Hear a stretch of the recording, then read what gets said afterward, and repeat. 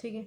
जिस तरीके से भारतीय पत्रकारिता का राजकुमार किसे कहा जाता है, कृष्णदास को कहा जाता है, उसी प्रकार से यहाँ पे पूछा जा सकता है कि समाचार पत्रों का मुक्तिदाता कौन है। ठीक है, जो समाचार पत्रों का मुक्तिदाता है उसका नाम क्या था,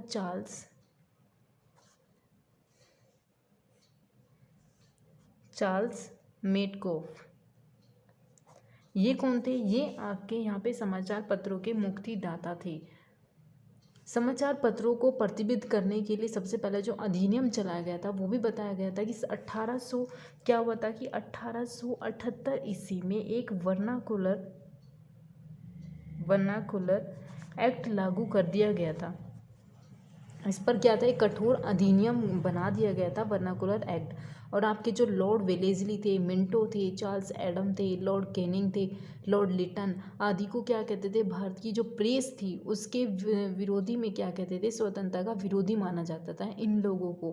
भारत में बहुत सारे थे जो वो नहीं चाहते थे, जितने भी यहाँ पे गवर्नर जनरल वायसराय आए, कि जितने भी भारतीय यहाँ पे इनकी क्या थी, इनके पत्रकारिता इनका क्या हो प्रकाशन ना किया जाए। तो बहुत सारे ऐसे थे जो इनके विरोधी भी थे। और जिन लोगों ने समर्थन दिया उसमें लॉर्ड हेस्टिंग थे, विलियम बेंटिंग था, मेटकोफ थे। मेटकोफ को क्या कहा जाता था, चार्ल्स मेटकोफ को तो समाचार पत्रों का मुक्तिदाता भी कहा जाता है। ठीक है। और उसके बाद में बहुत सारी छपाई की गई, प्रकाशन किया गया।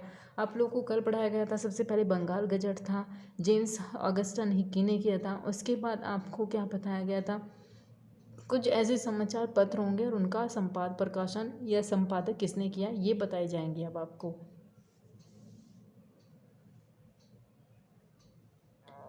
ठीक है। जैसे आप लोग की अगर हम बात करें, द टाइम्स न्यू इंडिया किसने लिखी थी, न्यू इंडिया की अगर बात करें, न्यू इंडिया ये किसने लिखी थी, ये एक महिला थी, अंग्रेजी महिला, जिसका नाम क्या था, एनी बेसेंट। और ये कैसा समाचार पत्र है, ये दैनिक समाचार पत्र था। ठीक है।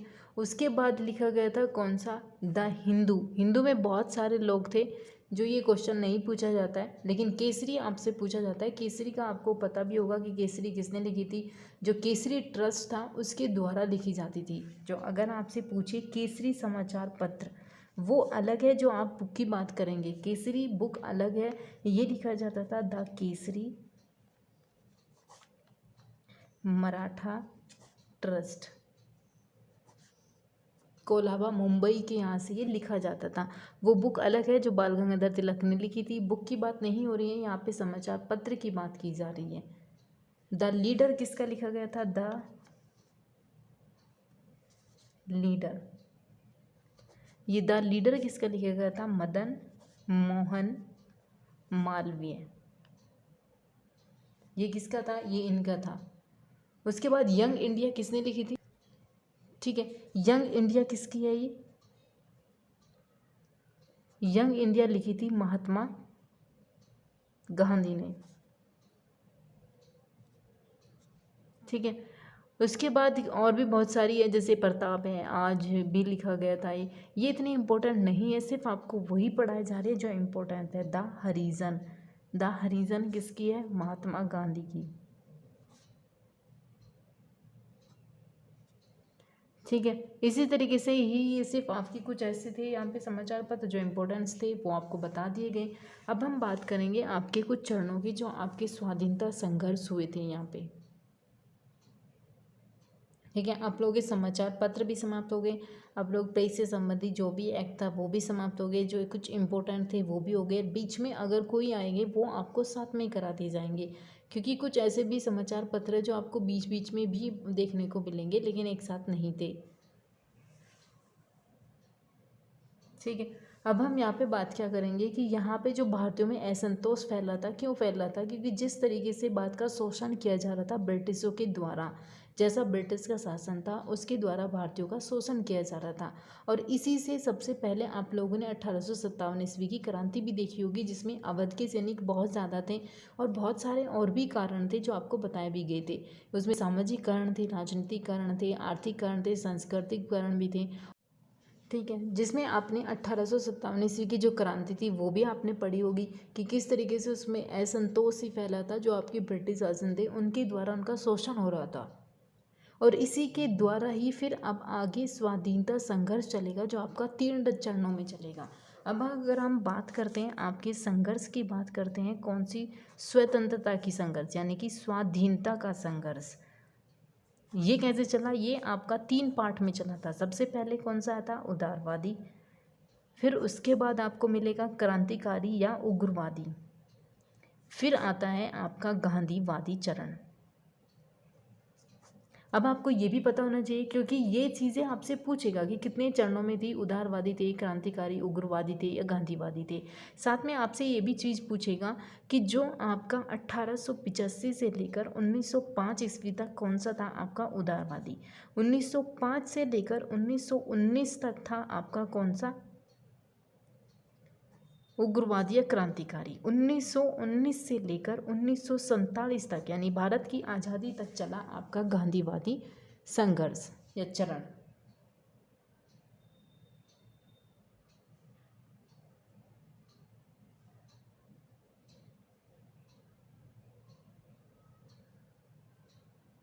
ठीक है, आपको पूरा का पूरा जो संघर्ष चला वो इसी के ही तहत पढ़ाया जाएगा कि पहले उदारवादी थे, फिर उसके बाद उग्रवादी आए, फिर उसके बाद गांधीवादी आए। अब हम अगर बात करते हैं, आपसे सारे के सारे हमने संविधान संशोधन पढ़ाए, उनके अध्यक्ष बताए, उनके बीच में बहुत सारे इंपॉर्टेंट तथ्य भी थे, वन लाइनर्स भी थे, जो आपको चीज़ें वहाँ पे साथ में बता दी गई। ठीक है, अब हम सबसे पहले आपसे अगर बात करते हैं बंगाल का विभाजन। बंगाल का विभाजन कब किया गया था? बंगाल का विभाजन हुआ था 1905 ईस्वी में। 1905 ईस्वी में बंगाल का विभाजन हुआ था। और इसकी बात क्या हुई थी कि जो राष्ट्रीय चेतना थी भारत में राष्ट्रीय चेतना फैल रही थी।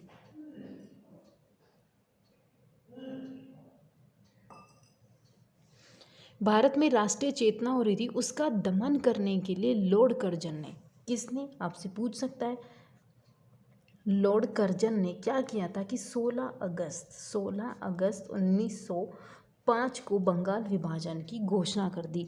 क्योंकि ये एग्जैक्ट डेट यहाँ पे बंगाल के विभाजन की पूछी हुई क्वेश्चन में है, तो इसलिए कुछ डेट ऐसी होती है जो इम्पोर्टेंट होती है, पूछ ली जाती है, तो इसलिए वही डेट आपको पूरी बता दी जाएंगी जो इम्पोर्टेंट है और क्वेश्चन में आई हुई भी है। ठीक है, उसका दमन करने के लिए किसने, लॉर्ड कर्जन ने ही क्या किया था, लॉर्ड कर्जन ने 16 अगस्त को 1905 को बंगाल विभाजन की घोषणा कर दी। और फिर इन्होंने क्या किया, इसके बाद ही इसी अवसर पर रविन्द्रनाथ टैगोर ने क्या किया, इसी से सब कुछ चीज़ है, रविन्द्रनाथ टैगोर ने अमर सोनार बंगला नामक गीत गाया, जो बाद में बांग्लादेश का राष्ट्रगान कहलाया, और फिर इसी का ही हिंदी का स्वरूप भी कर दिया गया।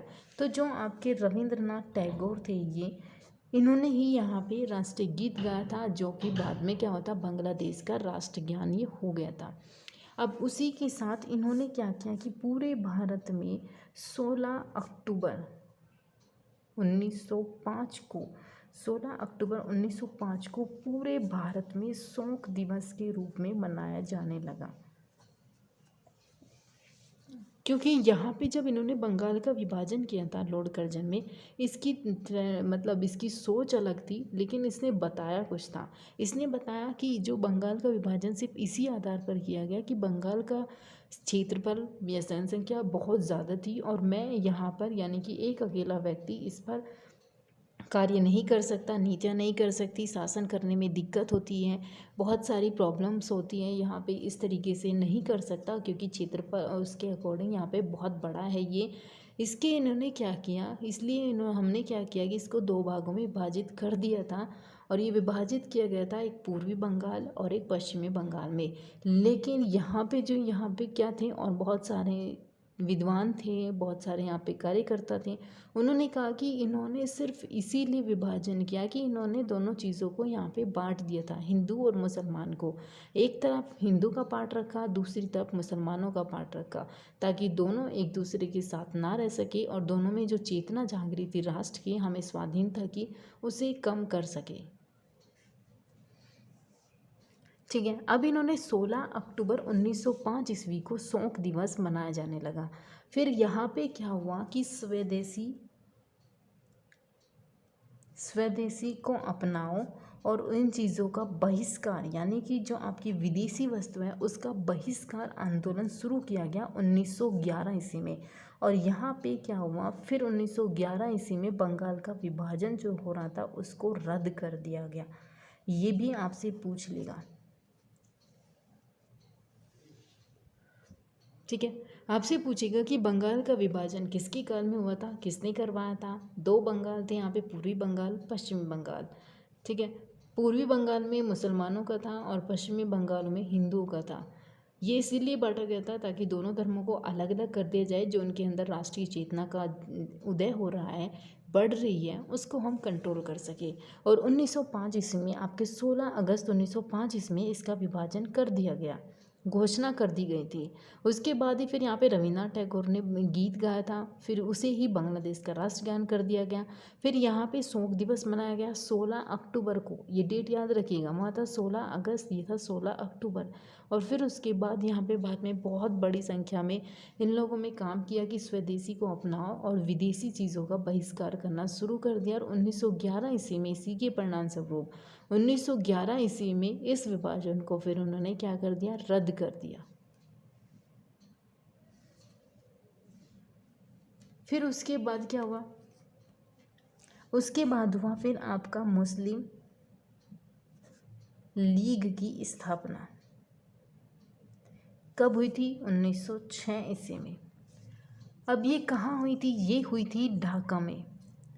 ढाका में कहाँ, किसने की थी, नवाब सलीमुल्लाह ने इसकी क्या की थी, स्थापना की थी। मुस्लिम लीग की स्थापना की थी 1906 ईस्वी में की थी, ढाका में की थी।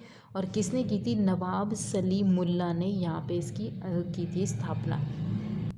ठीक है, अगर आपसे पूछेगा कि जो सलीमुल्लाह था वो लीग के पहले संस्थापक अध्यक्ष थे, जबकि अगर इसका पूछ ले कि प्रथम अधिवेशन की अध्यक्षता किसने की थी, अगर आपसे पूछ रहा है कि मुस्लिम लीग का जो प्रथम अधिवेशन हुआ था उसके अध्यक्ष कौन थे, उसके अध्यक्ष थे मुश्ताक हुसैन। ठीक है, सबसे पहले यहाँ पे क्या हुआ था कि अगर आपसे पूछेगा कि जो मुस्लिम लीग थी उसके संस्थापक थे और वही अध्यक्ष थे पहले, वो कौन थे, सलीमुल्लाह। लेकिन अगर आपसे पूछेगा कि प्रथम अधिवेशन की अध्यक्षता किसने की, तो वो था मुश्ताक हुसैन। आप इन्हें याद कीजिएगा। उसके बाद अगर आपसे पूछे कि मुस्लिम लीग ने अमृतसर अधिवेशन में मुसलमानों के लिए एक अलग से निर्वाचन मंडल की बात की गई थी, और जिसे यहाँ पे 1905 ईस्वी में जो मोर्लो मिंटो का एक्ट चल रहा था वहाँ पे इसे स्वीकार कर लिया गया था, मान लिया गया था। ठीक है, ये लिखिएगा आप। 1908 में क्या हुआ था, कहाँ चल रहा था, अमृतसर अधिवेशन। क्योंकि ये पूछेगा जरूर कि वो अधिवेशन कौन सा था, 1908 का, जहाँ पे मुसलमानों ने पृथक निर्वाचन मंडल की बात की। वो कौन सा अधिवेशन था या कहाँ किया गया था, जिसमें मुसलमानों ने अपनी अलग से क्या किया था, एक निर्वाचन मंडल की मांग की थी। 1908 का चल रहा था, कहाँ पे, अमृतसर अधिवेशन था। और फिर इसी को ही, इनकी मांग को 1905 का मोर्लो मिंटो में इसे मान लिया गया था।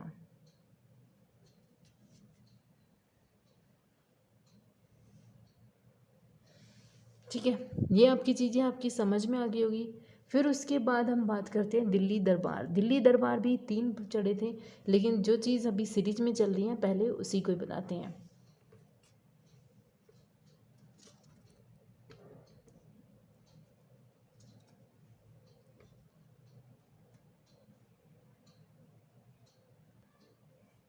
ठीक है, यहाँ पे क्या हुआ था कि 1911 ईस्वी में दिल्ली दरबार हुआ। दिल्ली दरबार क्या था 1911 का, 1911 में क्या था कि यहाँ पे दिल्ली में एक भव्य दरबार का आयोजन किया गया था, जिसमें इंग्लैंड का जो सम्राट था, कौन, जॉर्ज पंचम, और थी महारानी मेरी। इनका यहाँ पे स्वागत किया गया था। कब? 1911 ईस्वी। ये तीसरा दिल्ली दरबार है और ये आपका तीसरा दिल्ली दरबार है। 1911 ईस्वी में था। दिल्ली में एक भव्य दरबार चढ़ाया गया था। जो इंग्लैंड के सम्राट थे यहाँ पे जॉर्ज पंचम और महारानी थी मेरी, उनका स्वागत किया गया था। और फिर यहाँ पे क्या किया गया था, इसमें बंगाल का जो विभाजन रद्द करने और भारत की राजधानी कलकत्ता से दिल्ली स्थानांतरित करने की घोषणा की गई थी। 1911 ईस्वी में क्या किया गया था, एक तो आपका बंगाल का विभाजन रद्द कर दिया गया था और दूसरी बात यहाँ पे क्या थी, कलकत्ता से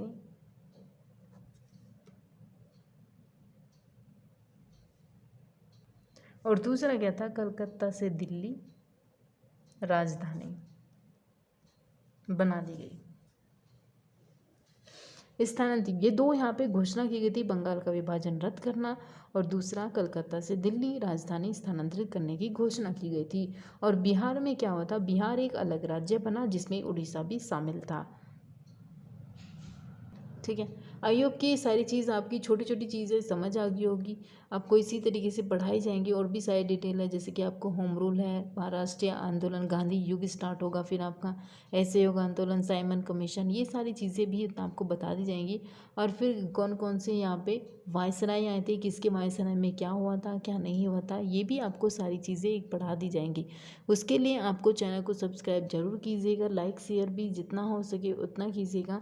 और अपने घर में रहिएगा, सुरक्षित रहिएगा, बाहर मत जाइएगा, जितना पॉसिबल हो अपने घर पे रहिए। और इसीलिए अपना 2-3 महीने का एक ही साथ में मंगा लीजिएगा बाहर से, ताकि आपको बाहर बार बार जाने की ज़रूरत ना पड़े। क्योंकि भारत की स्थिति पहले से बहुत ज़्यादा डेंजर उसमें है, बहुत ज़्यादा लोगों की यहाँ पे डेथ हो चुकी है। तो इसलिए आप अपने घर पे ही रहिएगा तो ज़्यादा अच्छा होगा। थोड़ा बहुत अगर आपको प्रॉब्लम होती है तो आप लोग थोड़ा बहुत आप लोग योगा वगैरह भी कर सकते हैं, जिसकी वजह से आप लोग स्वस्थ रह सकते हैं।